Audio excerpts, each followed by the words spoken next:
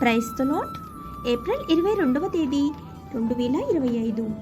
ఈరోజు దేవుని వాక్యం. నమ్మకమైన వానికి దీవెన్లు మెండుగా కలుగును. సామెతల గ్రంథం 28వ అధ్యాయం 20వ వచనం.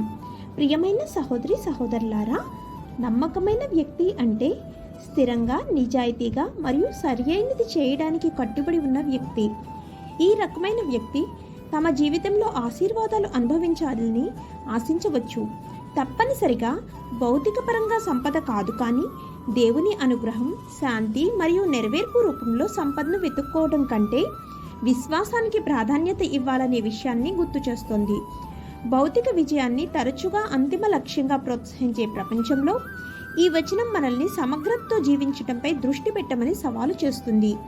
శీఘ్ర లాభం కోసం మన విలువలను రాజీ పడకుండా మనం నమ్మకంగా జీవిస్తున్నప్పుడు దేవుడు మన అవసరాలను తీరుస్తాడని నమ్మమని ఇది మనల్ని ప్రోత్సహిస్తుంది. ఆమేన్.